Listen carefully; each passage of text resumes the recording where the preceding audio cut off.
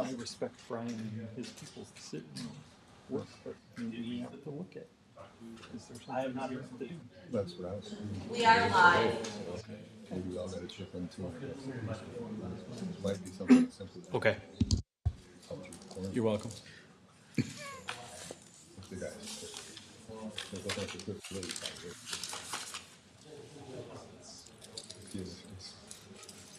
I flooded there. Yeah, it's pretty high. My sump pump running. I was timing it last night. Twice a minute. Oh, yeah. I haven't timed mine, but I just kind of let it fly. I don't pay any attention to it. I even during sleep, it's right below my bedroom. It doesn't bother me at all. And I watch it a couple years back. I was at a bunch of nothing in the year at the same time, and I've got two pumps on the same base. One's supposed to take a backup of the phone. Yeah. They were both running. Both running. That's a lot of water. You know. Then I'm thinking, it's doing more. Not a lot. Yeah, what's plan C? Right. Yeah.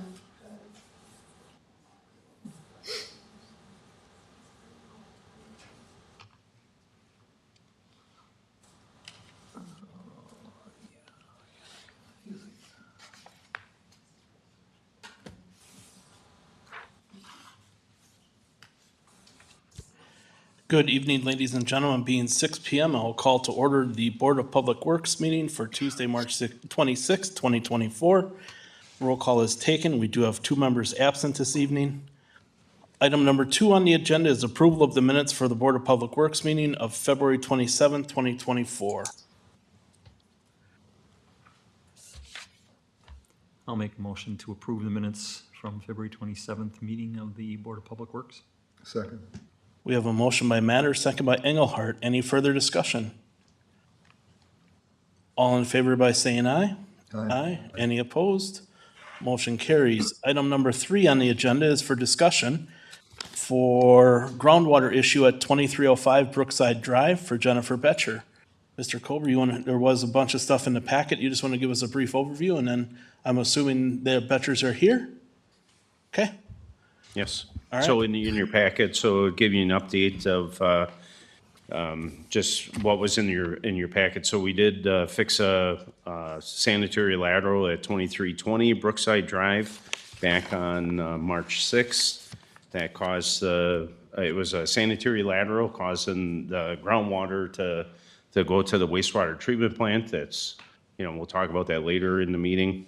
We're making great strides with that, but it raised the groundwater up there, and then we kind of figured that this was going to happen, that some pumps would start running in the area, and because we did raise probably the groundwater table out there in Twin Creeks. So again, we had that 2 months ago was another person that came to the board in the same subdivision and discussion. So this is another one. So I don't know what else to say on it. So I would like the Betchers Sure. Yep. give their take, and then we can open Open up. Sure. Absolutely. Betchers, you want to come to the podium and just kind of give us the background of where you guys stand on things? Just need you to speak into this because that's Okay. I'm not only representing myself, but 5 homes in the area around 2320, I believe, where the work was done, who over the course of the last 2.5 weeks have all started to notice excessive water in our lots. On March 5th, when the work was done, we looked out the window, saw big trucks digging a hole across the street. Someone came to our door at some point that day to say the water was getting turned off. We had no idea what was getting done or why. We watched concrete of some type get poured into the hole, and then within a couple of days, our sump pump started running, which is not typical in our lot. As the week went on, I started getting a text from a couple other neighbors who said, "Have you noticed that your sump pump is running?" I said, "Yeah, I don't know what's going on." We got a little bit of rain later in the week. It started to flow faster.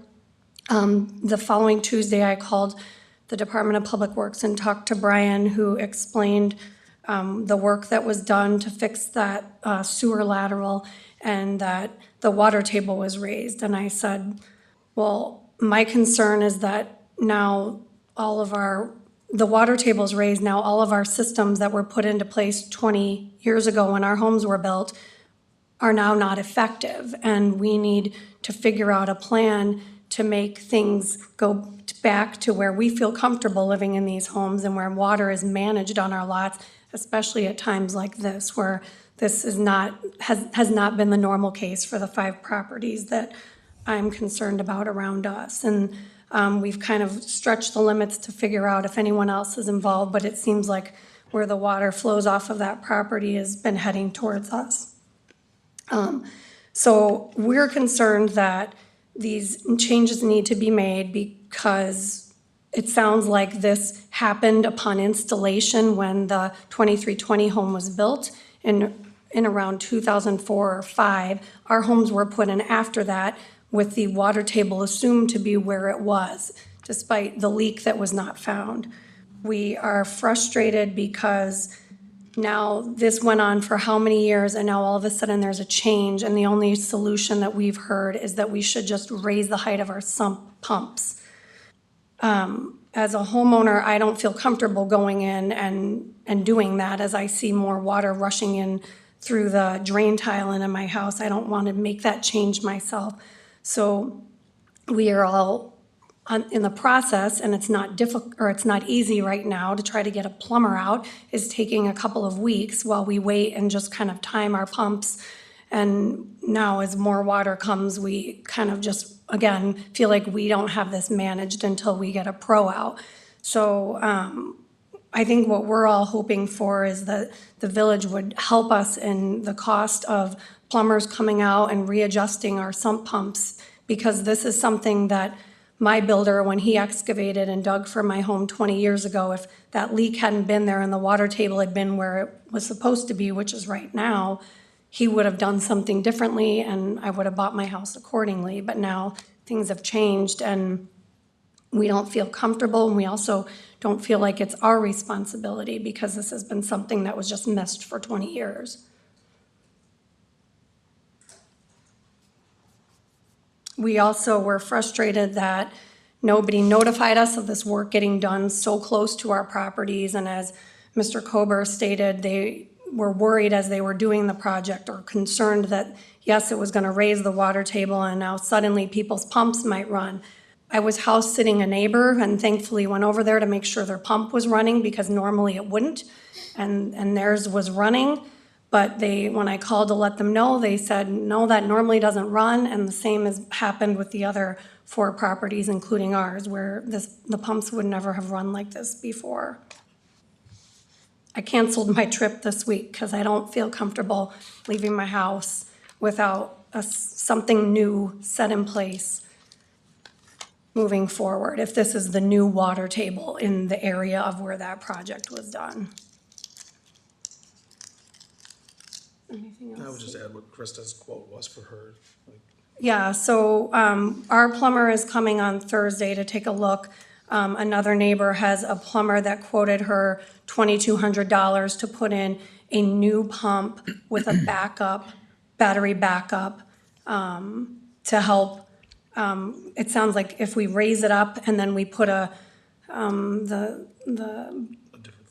different float that monitors the various times of year, will help manage how often that pump has to run to save it. Because mostly we're all concerned that these pumps that haven't had to run this much are gonna burn out the way they are right now. We're also, excuse me, probably looking at landscape changes and drainage changes that wouldn't have ever been necessary. They haven't been necessary for 17 years that we've been in the house. Now, because of this change in the water level with the rainwater, we're likely gonna have to make some sort of drainage changes, plumbing, downspout changes, those kinds of things. So there's gonna be additional costs there too. Do you have questions for us, or do you want to start with discussion? Sure, we can open up for discussion.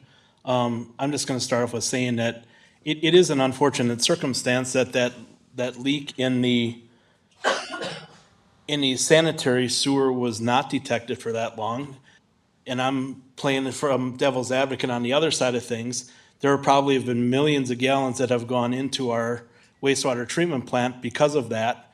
And I mean, that is something that we are focused on getting down. So, it is an unfortunate circumstance. So with that, I would open up to any questions or comments that the board would have. I guess my first question is more for Brian. Like what, I know in your packet this is just part of routine televising. Is this the first time this line's been televised? So it's during the meter change out. Oh, okay. So we change out the meter every 10 years. So going back, it would have been in 14, and we probably televised. I didn't go back and look if we did televise it then in 14, if it was the break at the time. Yeah, I But, mean, a rolled yeah. gasket as your Yeah. thing, that would have been. during That's the when song. we might have missed it, that there's air too on it but this time we fixed it and, they made a comment of, so this was an elderly, person that lived here, she's in a home now. And, their son gave us access to the house because we were worried that, that the sump pump would start kicking in. And so I don't recall if their sump pump is running or not, but that's, so, we televise these all over throughout the system and we repair them right away. I have a question. Okay. I have a question. Is it possible that has anything changed in the area that the water table could actually be higher now, that the leak that you did repair may not have been there in the past? Would be guessing that, we don't have monitoring wells out there. There's no way to determine, what the water was before and after. It's interesting, after talking with the Betchers and that, or Chris on the phone, I did believe, through conversations and that, they did shut off the pump and it took an hour, not probably now because it's raining, but when it wasn't raining and that, it took that long to fill up the crock. I guess it's, we can go into, it's the fear that's what I'm hearing is because that has happened before you flooded, right? Your house. Not flooded. this home. Not this home, In but the past. in the past, and trying to give them somewhat a comfort zone that, your system works, but, I mean, we all have fears on it but I mean, the system, it seems like it's working, that they have, so. Well, we had the problem last month with another house in the subdivision that felt their water table had changed as a result of, they don't know what, but probably Maple Fields had something to do with what their feeling was. That's why I'm asking, is the water table higher than normal, that it's showing up more like what it is right now? Because you guys, where you're located, and I think the neighbor across the street was one of the people also that had, the retention pond is downhill from there. There. You'd think the water would go that way rather than. That's what we would have hoped, but I don't understand And why. there are neighbors to the east of us as well that prior to this change were experiencing higher levels in their pits as well, which the assumption is the changes that are being made to the east of us in Maple Fields are affecting that water table as well, right? Right. That's what I'm asking, because theoretically, it should flow downhill, not, in your case, you're across the street, you're level or downhill from. And down from her. Right. So I'm guessing whatever's from the front of that lot, that, I don't know where all that water's coming from. It definitely slowed down when things got dry, but it continued to run. It has not stopped running since the week the work was done, and that has never been the case at our house. When you're standing next to the basin, do you actually hear the water running in, or is it? Oh, yeah. It's running, yeah.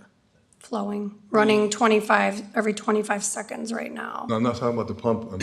Oh, Like in my house, I can, and a day like this one, if it was raining, I can literally hear when I stand next to the Flowing. basin. Right it's now, you flowing hear in. it pouring, right? Yes, right. Prior to this last rain, and prior to the rain before that, after the changes that were made across the street, you could hear it flowing. It wasn't pouring in like it is now with the rain, but you could hear it flowing in. They're flowing in, okay, because then it's not like, in the last situation we had, we thought it was too deep and the water was coming up from the ground level. It wasn't the water coming off the drain tile, but if you can hear it running in, then it is, sounds like it is coming off the, It's not coming off the drain tile, it's coming off the level below the drain tile. When it dried it's out. in the dry. It's groundwater. It's groundwater, yes. Water again. okay, It's coming underneath the drain tile, coming into the okay. Where the other person, where the other person had holes in the bottom of their crop. Yes. And they were actually pumping groundwater. Right. Really, that's what, in my memo trying to explain to them, you want to actually just pump the water, that's surface water that's coming down, that's putting pressure on your foundation so your foundation doesn't cave in. You want to relieve that water pressure, and that's what the sump pump is for. Not to continually pump groundwater, and you're never gonna catch up to it. I don't care how big of a pump. Well, and I'm hoping that there is a resolution that can be done, like what Mr. Kober is saying, with adjustments of the pump and where we pump, but it never needed to be that way. And now we need to invest in having a plumber come out and hopefully make it right, all 5 of us. Well, and just the fact that, again, it was, the typical level of the groundwater would only run in maybe 2 or 3 days in the spring. And now it appears, even as things dry out, it's gonna constantly run until it gets to that level, which is just below our drain tile level, right? So now instead of being 2 feet below the foundation surface, now it's a few inches or an inch below the foundation surface, which is a pretty precarious point for it to be sitting at all times, right? So I think those are the big concerns.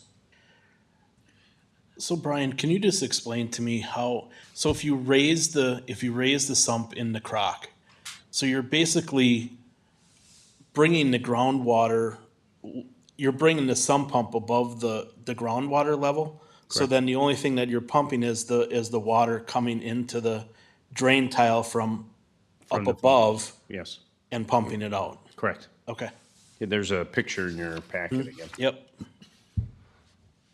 Yep. So Brian, I just wanted to ask, so this was mostly precipitated, it sounds like, from us fixing the sewer pipe. Sure, well, We have a lot of choice to do, we have to keep the water out of the system, so we had to fix the sewer pipe. correct. And then, that's a great question, Randy. So this is part of our discussion that we had on the phone. And, so the house was built, in the town, we annexed it in then.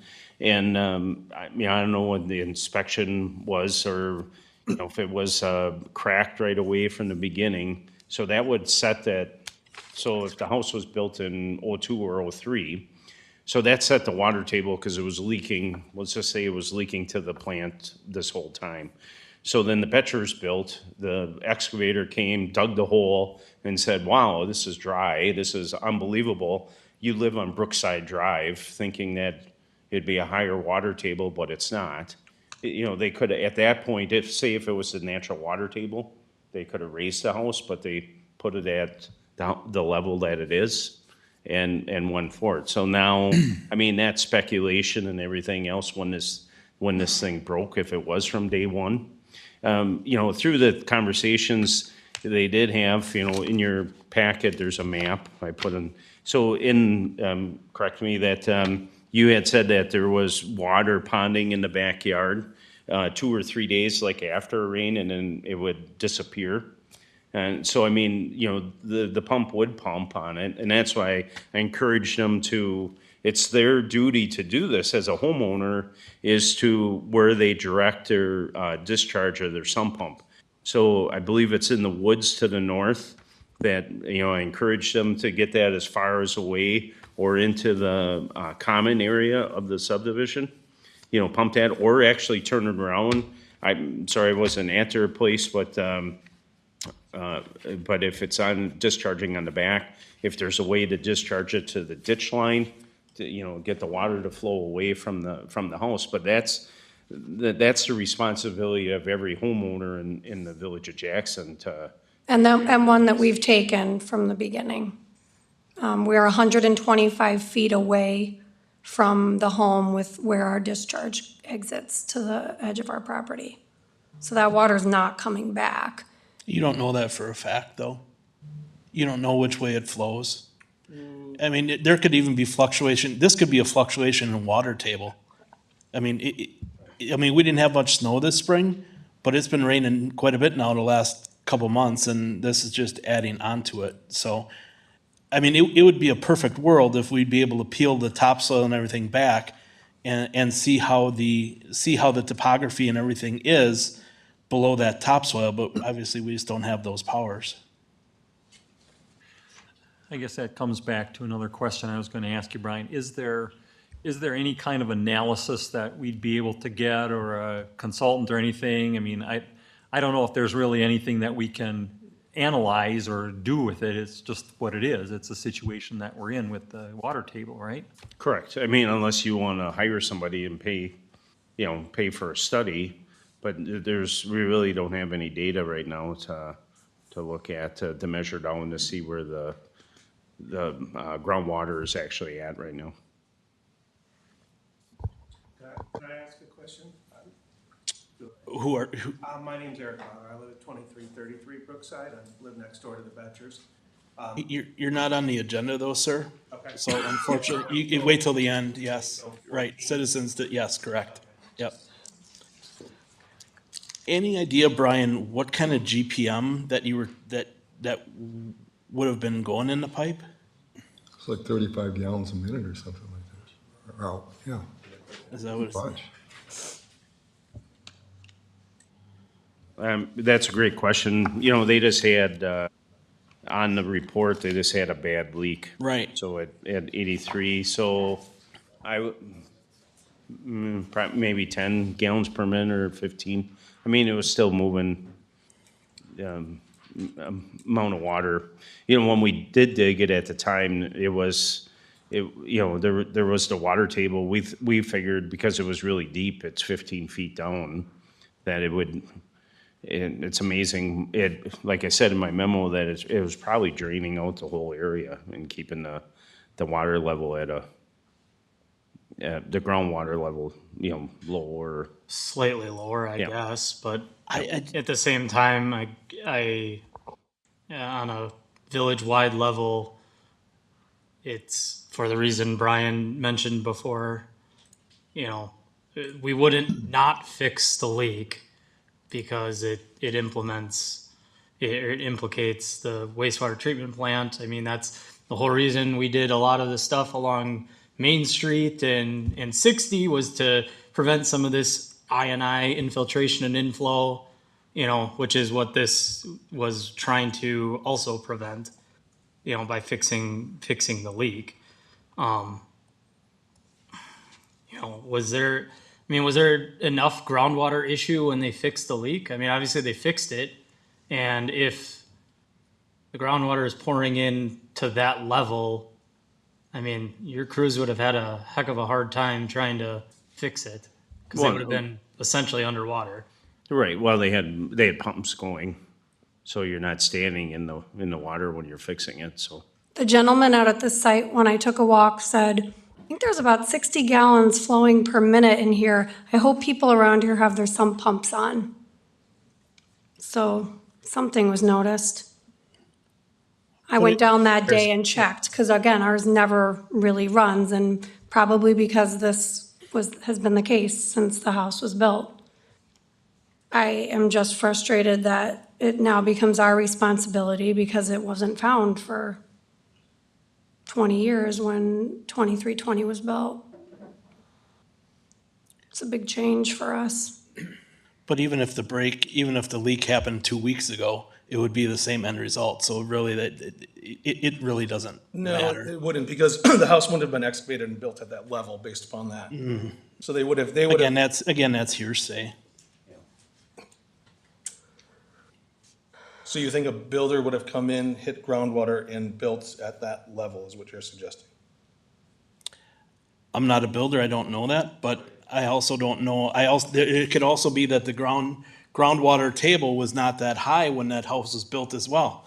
So groundwater levels fluctuate all the time depending upon precipitation and things like that. So could this be the cause of your issue? There's a possibility. Could it just be a change in water table, which is why we're also seeing with the due diligence that we did on the other leak to the east, on the east side of the subdivision, and there was no conclusive evidence that anything like in Maple Fields was causing that.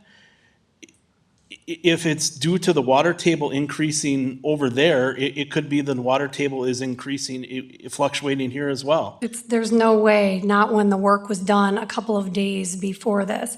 And Mrs. Gill and other people along fence line have had some pumps that run multiple times during the year all along. And yes, our neighbors our friends that live on fence line near Mrs. Gill also are having more frequent pump runs since Maple Fields went in, and probably the excavation has altered the way water flows.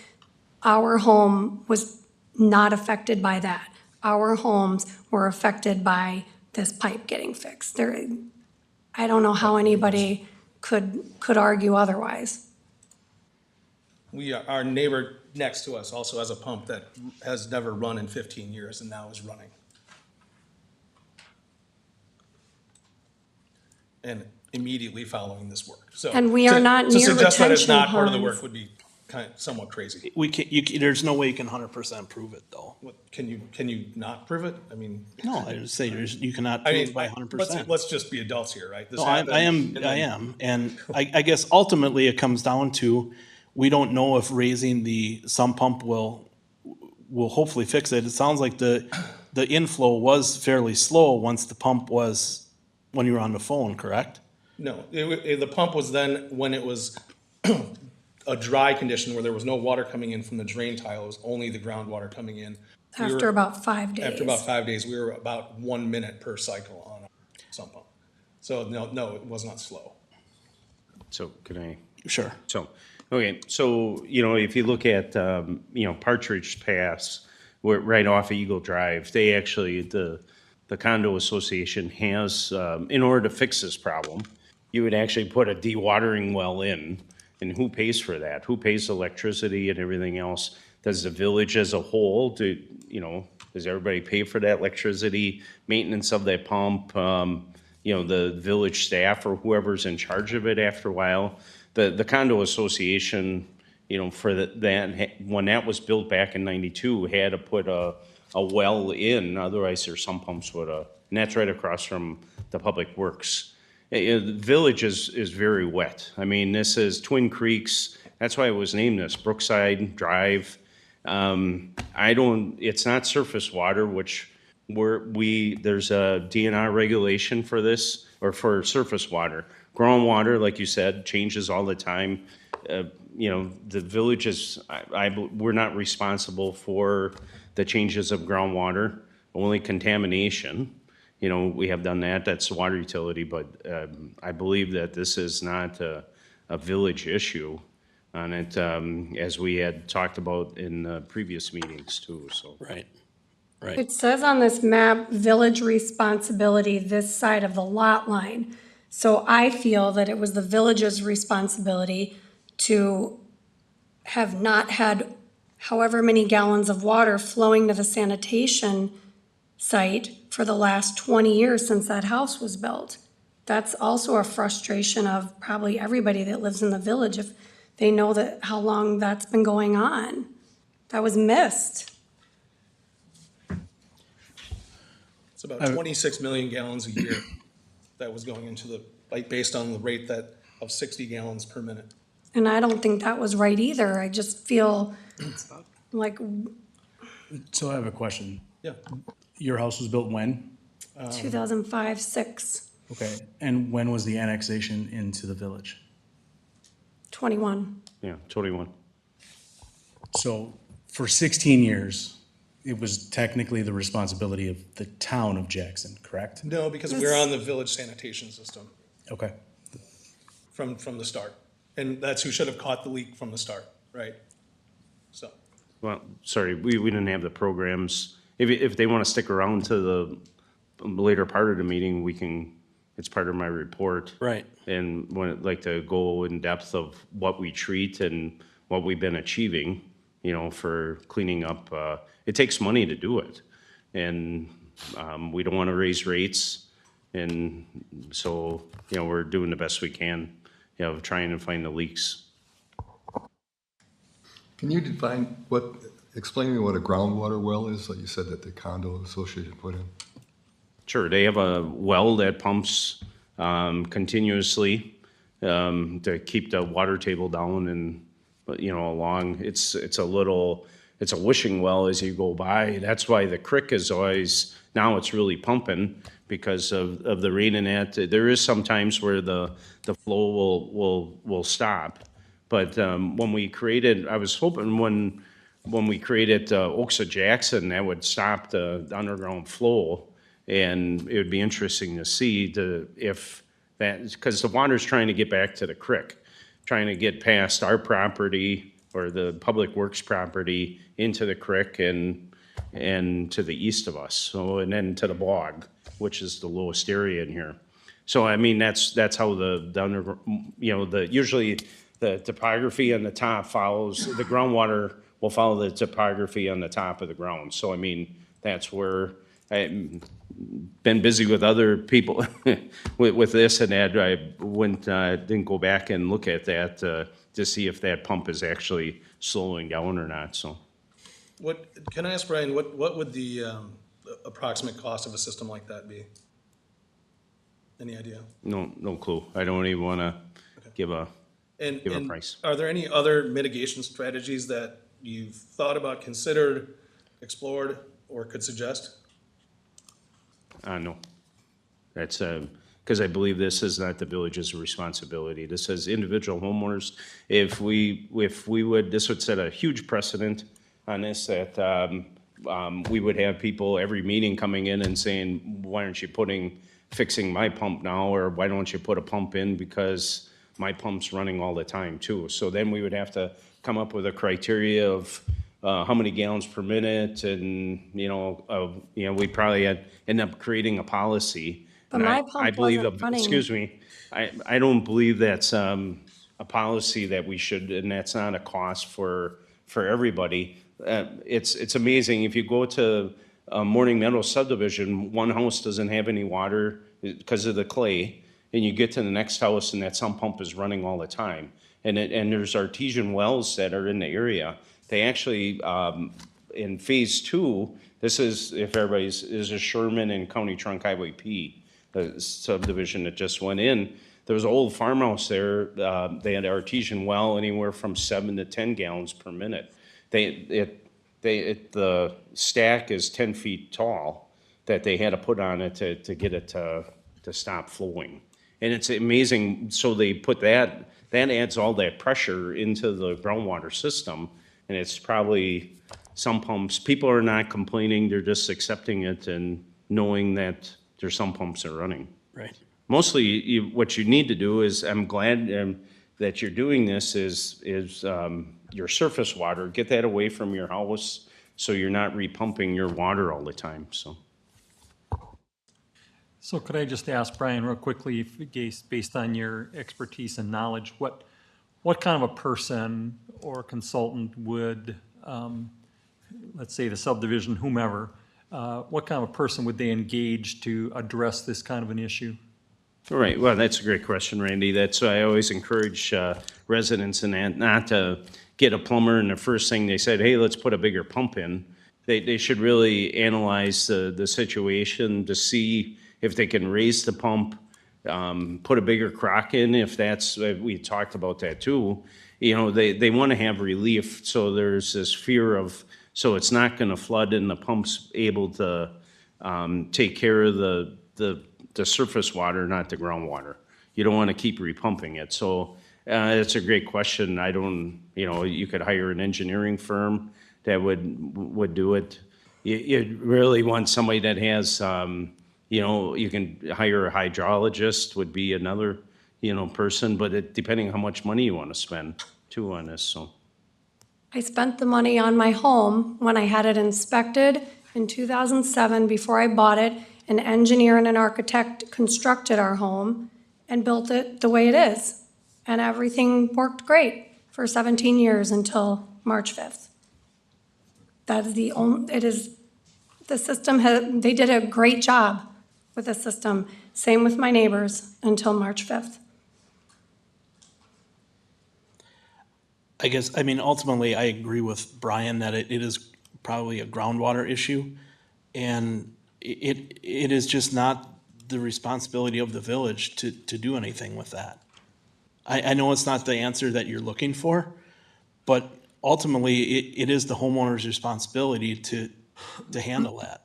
Can I ask? It is the error of the sanitation system of the Village of Jackson from the get-go the way this was installed was incorrect, clearly. The fact that it wasn't caught for 20 years is negligible. I mean, negligent, I'm sorry. I mean, there are clearly steps along the process where the village has culpability in this. I mean, there's no question that this is groundwater coming in. The question is, why is there groundwater now? And I think it's pretty clear based upon the timeline and the changes that were made, it's because of this. And to suggest that the village has no responsibility in that is frustrating at best. But there is no 100% proof that this is not a fluctuation of groundwater or that the fixing of the pipe is what ultimately caused this.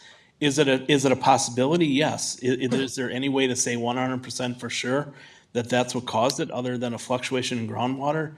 Absolutely not. So it's just. That's a wild statement. Yeah, that's just a wild I'm statement. not Is there any other input from anybody else on the board that's going to be more reasonable, or is there going to be any sort of vote on this matter, or is it? I want to close it right now and just saying that unless somebody disagrees with me, it's not the responsibility of the village because it is a groundwater issue. What's the black pipe that's sticking out at 2320? They put dirt and grass seed in, and now a big black pipe is sticking up out of the ground. I'm sorry, I have to interject. It's not a matter that's noted on the agenda and they can't discuss it per Robert's rules. Oh, the black pipe? Correct. Okay. You can't ask questions that, yeah. Can we hear from anybody else on the board? Is that acceptable? If anybody else can, I believe everybody else has asked their questions. any other input as far as any other potential responsibility of the village or position on that? No? All right. Thank you. Thanks. Item number 4, review of the Glenbrook Drive speed study results. So, through help with the City of Cedarburg Police Department, we used their Armadillo. We're gonna look to see if we can see how much they are and get one too. Yeah. So thank you to Cedarburg on that. So the Armadillo was put in 2 different locations for the study. The first location was Glenbrook Drive and Woodshire Court. It was for 4 days. We had a total vehicle count of 2,286. Average speed was 27.9. The 85% tile, meaning that 85% of the cars were traveling at 32 miles per hour. The top speed was 43. And then, which was interesting, there was only 62 cars that traveled above the 35 mile an hour or the 10 pace, they call it, which equated to 0.02%, of the 2,286. And then the second location was Glenbrook Drive and South Street. That was put up for 6 days from March 4th to March 10th. And it's amazing, we had 6,707 cars pass by there. Average speed was a little higher at 28.1. The 85th percent was at 32 again. And then the top speed, it's probably the same speeders. That the top speed was 47. And then it's 63 vehicles that were driving over 35, and then the percentage is a lot lower because we had 4,500 cars more. It's 0.009%. So the conclusion of it, and talking with the police chief and the lieutenant is Todd's in the back of the room here, that it's a enforcement, I didn't want to say issue, I said process. So police department is gonna police it a little more, and it's just a typical street that we have as a collector in the village, so. I mean, with how wide the street is and how, like you're saying, a collector street, I was expecting speeds to be quite a bit higher than what the study found. It's pretty curvy to make it too much faster than that. In both Yeah. cases, you're coming around the curve pretty Yeah. fast. Yeah. It's the same study we did, if you remember back, I had the document in, when we first started talking about this, about Hickory from Sherman Road all the way to Eagle. And we studied that one, and it was it was almost the same data that we collected on this one, being a collector. All right. So no action required on that, correct? Unless you want something, but, I don't think we need okay. to. We'll Yep. just, right, so be careful, because tickets will be written out there, right? Okay, cool. I figure it's only a half a dozen repeat offenders that keep doing it. We get those cleaned up pretty quick. See. All right. Item number 5 on the agenda, 2024 wastewater treatment plant project, Clean Water Fund loan request number 1 in the amount of $323,933.23. So a couple of things with this, we want to stay ahead of the curve with, we have a pre-construction meeting next week, Tuesday. The DNR is invited. Wanted to have that, our first request reimbursement, so we keep that going, not that the DNR drags their feet on it. We were hoping to have the F, I forget what the initials. The Financial. FAA, financial, The report, the annual Thing the board report. approves. So we have the approval, and we just need the DNR to complete what the loan is for. So that's in your last page, the spreadsheet. So just to go over the loan, so we're looking at it's a $5.7 million loan that we're looking for from the Clean Water Fund. So this is the first request. So then next week, when I'm sitting in front of the DNR and say, hey, we have the paperwork, and then we'll figure out what we need to do next. And we want to make our first submittal to them to keep it rolling. Once we do this, and then they would start the program probably in June, so we can make our first draw on that, So actually, the number that you see here is actually the design cost. And if you go back to the spreadsheet, we had, originally it was $405,000, and to date, Town and Country only charged us $323,000 or the number, so, which is pretty good. So, Does this need to go to Budget and Finance then? yeah, it would go to Budget and Finance. Okay. Be looking for a motion on that item.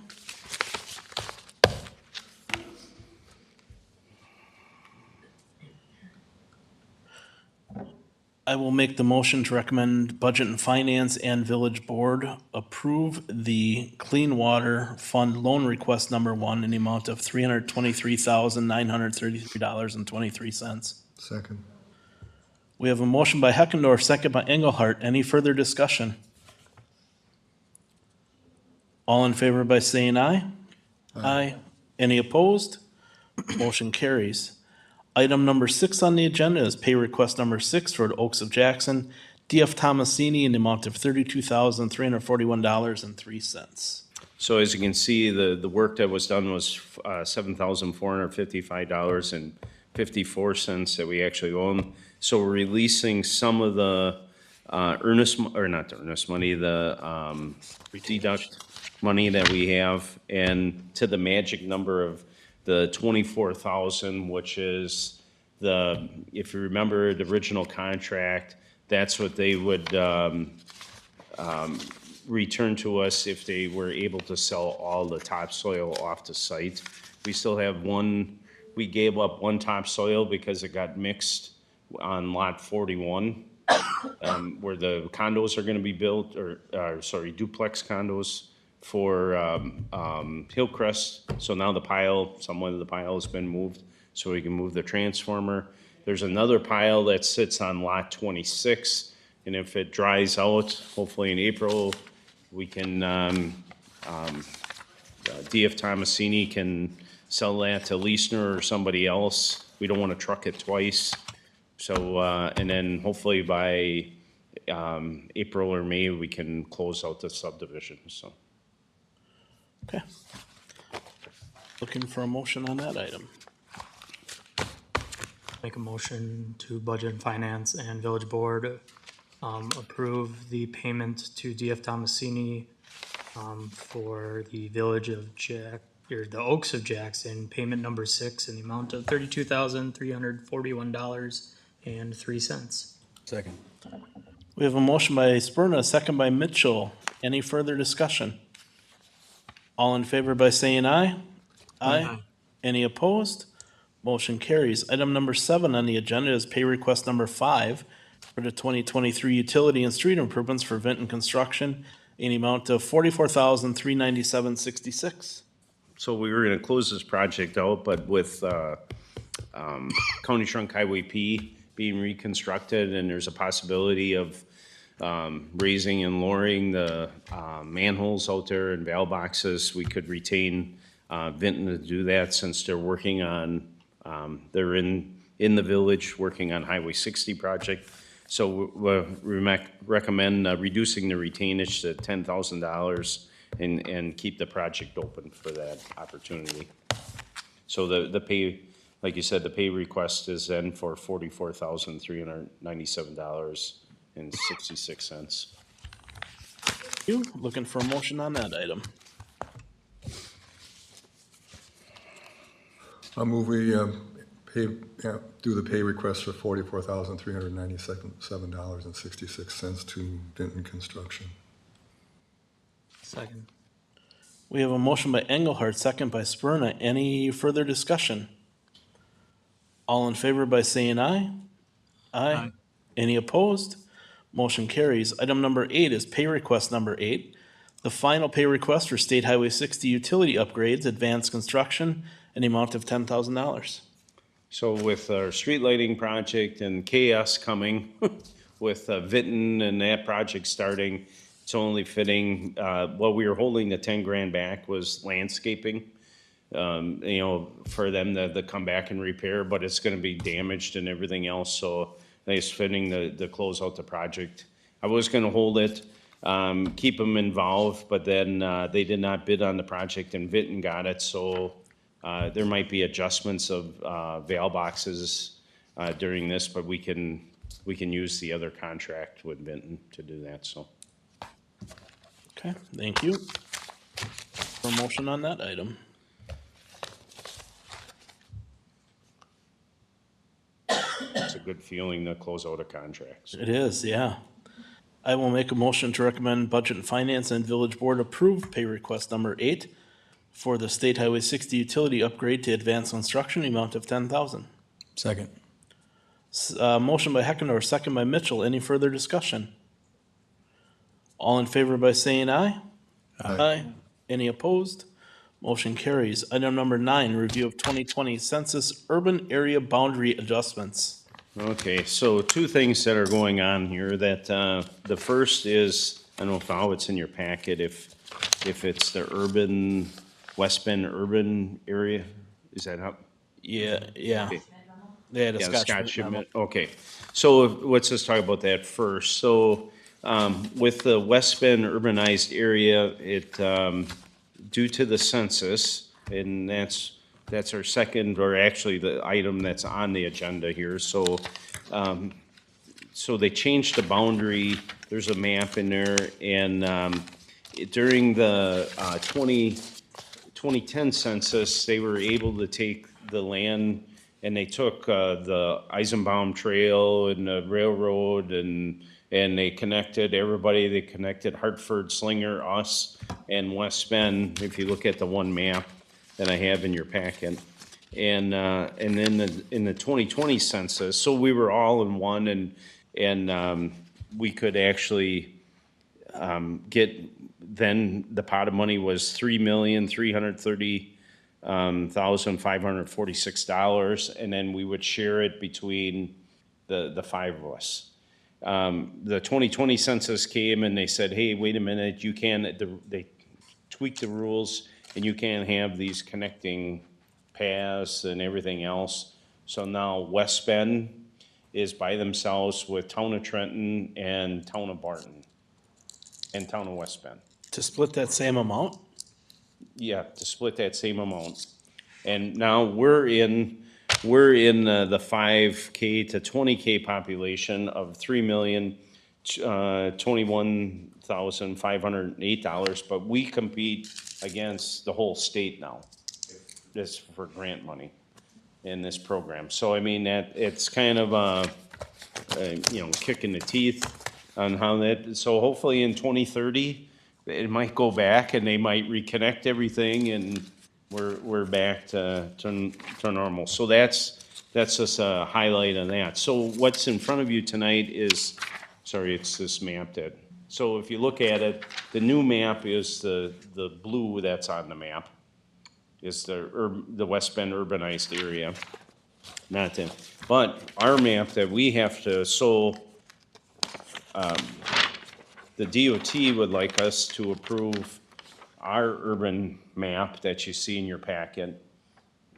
And the question came in is, if you read through the adjustments on that, do you want to change any of the green areas saying that you have roadway or something, or that, compared to our comprehensive plan, if there's property that we're gonna pull in the future within the next 10 years, and we would need funding for that, or we could apply for that, but talking with the administrator and in the future of the planning, we both agree that we don't see anything that we really need to change this boundary of any road or anything that we would actually upgrade at this point, so. What is the lighter gray area? What does that represent? Or is that the old one overlaid? You're looking at this map? Or No, I'm looking at the green. the green one? So you got the darker areas, which is just kind of outline areas, Yep. and then you got, So that's it's the black border. if you take, so the black, Okay. the gray Yep, follows this, gotcha. that old Okay, map. okay. So, the other thing is, I will do some research. I wanted to get this on the agenda if we have to, why I said to the administrator, we should really do this by resolution. So future boards and people, staff can find it faster if we did do it. So, I didn't have enough time to research this, but I was gonna see if there's one that cut and paste, a resolution to accept the boundary. So you're basically just looking for us to direct staff to draft a resolution for next month? Correct, if you want to do that. I think we do have time. We have until June to get this approved, so. When you apply for money, if we did have something, isn't that, you get to apply out whatever that pool of dollars is for the whole state that's included in our classification, is that correct? Correct. When you do that, when you apply for that, are there strings attached to it as far as things you have to do or don't have to? Yes, if it's federal money, yes. You would have to do, and that's one thing, remember, we applied for the industrial the resurfacing, so it's a mill and overlay. But meanwhile, we're spending anywhere from $50,000 to $100,000 on engineering because we have to do, birds of the sky, fish of the sea. We have to do species. We have to solicit all the 13 tribes. We have to do a pioneer study and everything else. That's why I recommended, when we did the roundabout project, because we were going to do federal. That was a great opportunity to do that because we would have to do all them studies and spend all that money. Yeah. I've been advocating, there is actually the Professional Engineers Association is fighting someone saying that there is, not a white paper, I'm trying to, there was a letter to the Congress people and stuff saying that, hey, this is silly. We should have these shovel ready, meaning that we don't have to go through the environmental phase. We should be able to mill and overlay this if it has already been established Right. roads, so. We'll see right now it's falling on deaf ears, so. So what we're asking for is to approve what's there that we probably won't use. Not worth it. We would use it, but our chances of getting approved are substantially less than what it used to be. Correct. We were blessed to get the bipartisan infrastructure legislation money for the roundabout when we did. Think of it as one last hurrah. Yeah. But we benefited tremendously from the urbanized Yeah. area while we had it, and it may not be the end forever, but it just is the end for now. Right. The hoops they make you jump through to get some of this other stuff, yeah, is partially why they're pushing to change some of that, because a lot of municipalities are in the same position where they have the projects and want to use it, but the red tape gets so thick that it's not worth doing it for the projects that, most municipalities want to like try to use it for. Your engineering fees and your report and study fees start, doubling your budget just because you're doing innocuous type reporting that. The free money is not free. Correct. Right. So So if nobody else has any objection, we'll direct staff to draft a resolution for next month. All right, good deal. Would the chair be interested in having that resolution appear as a consent agenda item carried with recommendation for approval by the body? At the village board? Sure. Item number 10, removal cost for State Highway 60 Main Street streetlights, We Energies, in the amount of $51,904.44. So this is the, I believe the last item that we have. The one issue I have with this, the 51, is restoration is not included in this, so we're gonna do the restoration, but we can, we're working on, we have a big stone pile behind us, so that's what's going in once they start yanking the poles out, so we don't wanna, the joke is to have anybody walking down the street with their dog or whatever to lose it. All of a sudden the dog's gone, but, anyway, so, so with this approval and that, this is part of the program that we have, and, as you can see, they're not on yet, but the street lights are working and working on a banner, and so, like I said, this is it. And then, the last thing too is, we needed easements for we needed 22 easements. So we're working on that. We have 3 right now. We're paying $100 for a 4x4 area or 16 square foot square where the pole sits, so. All right, looking for a motion on that item.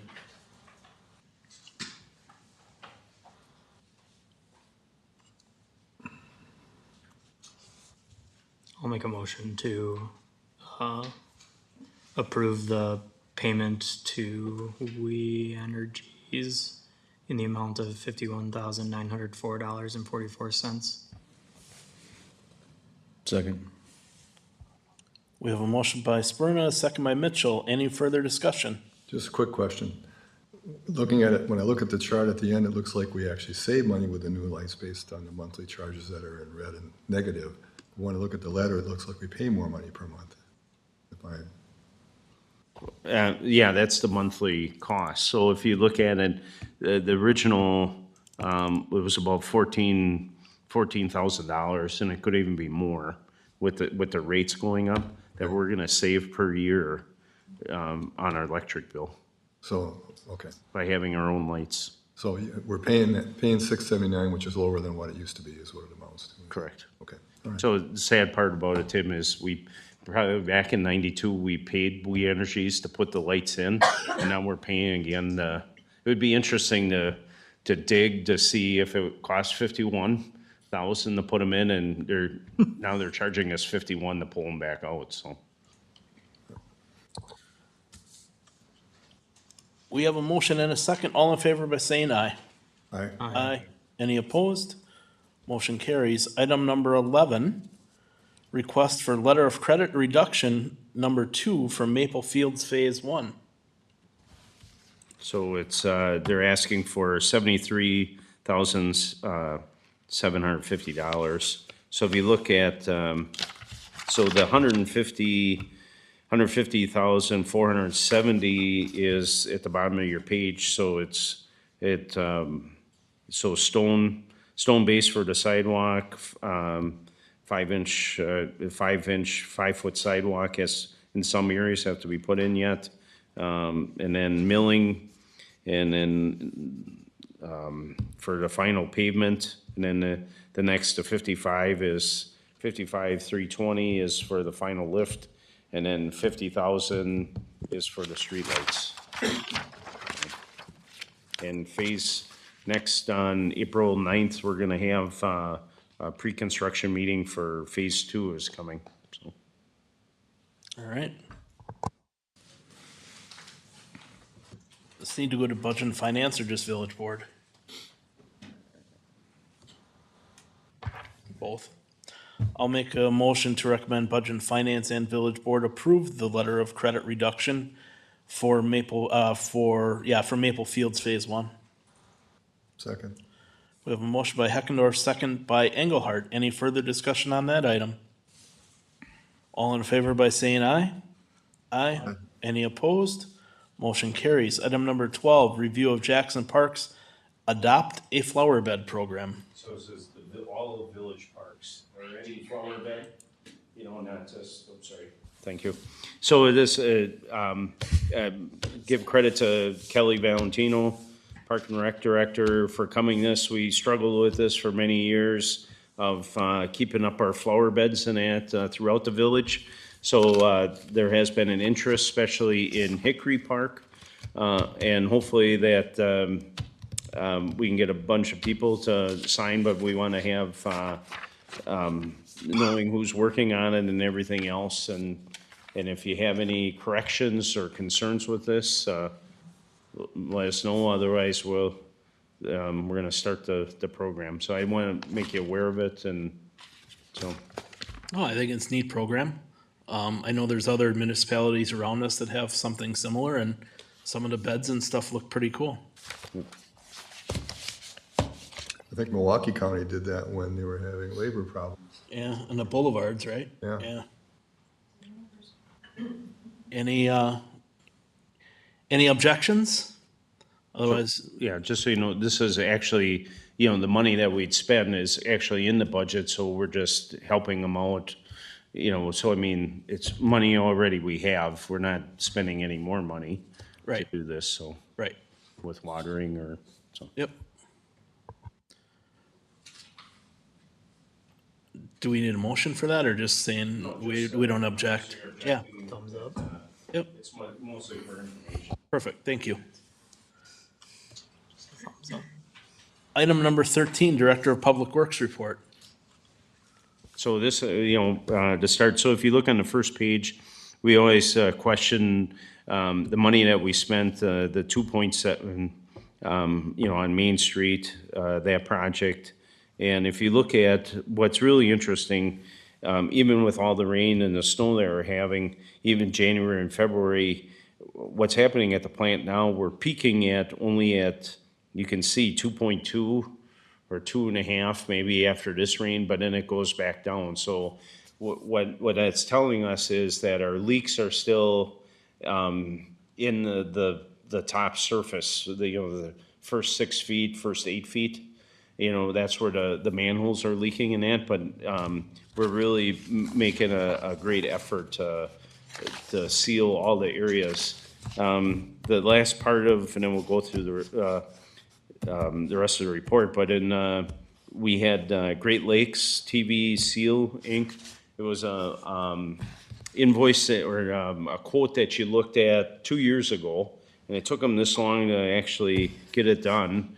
And they sealed, they've been working on the north and south interceptors. And the utility superintendent went and looked, so he said 60,000, but it was $59,214.95. We actually fixed, we had 224,640 gallons per day of leaks. So I mean, it's amazing what the interceptor, and we had repaired it about 10 years ago. And, you know, it's just like a dam or what, you know, where the little Dutch boy, you keep, you know, plugging your holes in and you find another one. So I mean, in 10 years, we'll probably have to do it again, but it'll be cool to see that many gallons out of the system that we're not treating at this point. And even, you know, our first item on discussion, that's why we started this televising plan probably back in '08.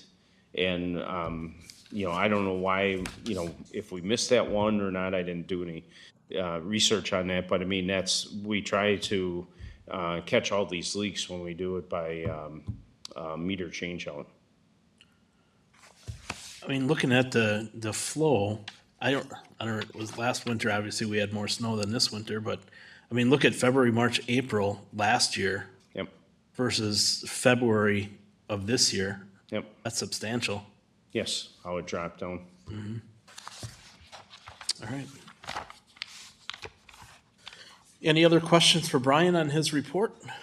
So just a couple other, Yep. just wanted to give you a couple updates on a couple other projects. So there is a weekly railroad meeting for the Highway 60 project. And yeah, the one, why this meeting occurs is to keep the railroad on schedule. So the first thing that needs to happen is the NN crossing. And right now with the schedule, it's still to have, the detour route is still to have eastbound traffic only during the construction, but we need to have the detour up on NN, G, NN, and P in place before we can start the project. So that's supposed to happen anywhere from April 8th or the 15th. And we were on the call today, and the person from the railroad didn't know if the panels were being constructed or not, which is a little leery if this is gonna start in 2 or 3 weeks of putting that in. But otherwise, there's a pre-construction meeting next week on the 2nd, so then we'll hear the whole project and then for everybody in the room here, then the public informational meeting is April 11th. Will be in this room again. So I believe that's a Thursday. Otherwise, we probably talked about everything else on the list. I've got a question related to Maple Field subdivision, Phase 1 and pre-construction meeting for Phase 2. Yep. We had a note last week, it was last week, that they're going to be doing some blasting in that area and at certain times of the day from the week of the 18th forward.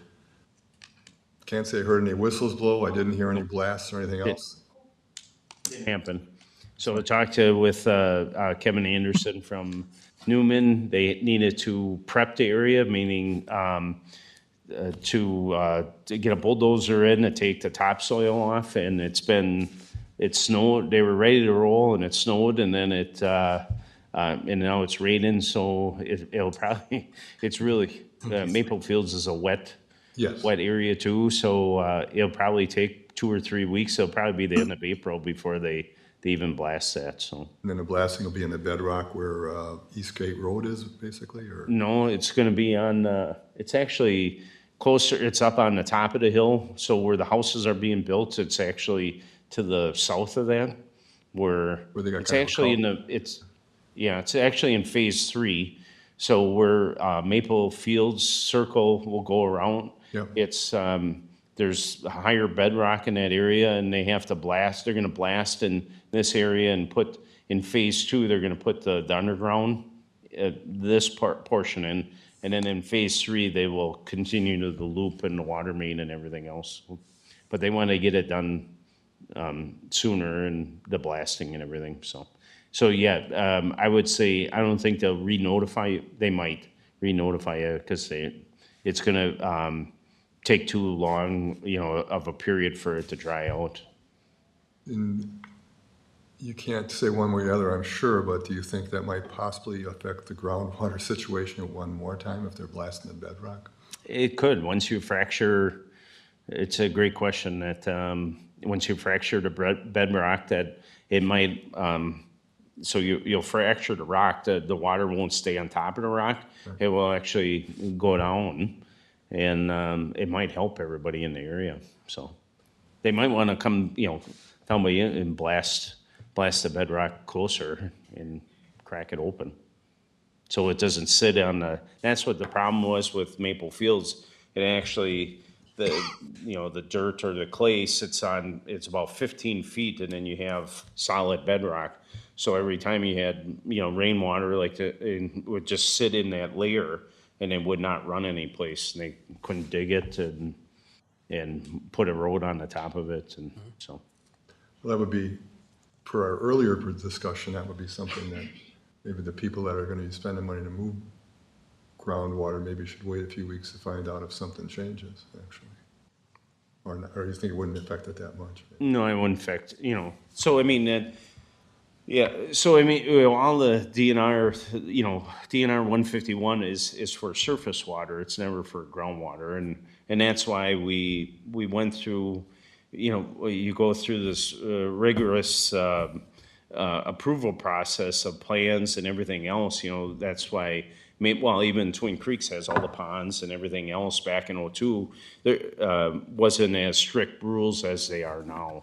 And that's why we make sure that even pumping out that the groundwater that the people in Maple Fields are gonna do, it doesn't affect your subdivision, so. Okay. Any other questions? Otherwise, I will make a motion to put Brian's report on file. Second. We have a motion by Heckner, a second by Mitchell. Any further discussion? All in favor by saying aye? Aye. Aye. Any opposed? Motion carries. Item number 14, citizens or village staff to address the Board of Public Works. Mr. Hatke, you got anything? All right. I just wanted to say thank you to Chris for his service on the Board of Public Works. This will be his last meeting, as he has decided not to be part of our group anymore. With that, looking for a motion to adjourn. I make the motion to adjourn. I'll second. We have a motion by Mitchell, second by Spurna. Any further discussion? All in favor by saying aye? Aye. Any opposed? Motion carries. Thank you.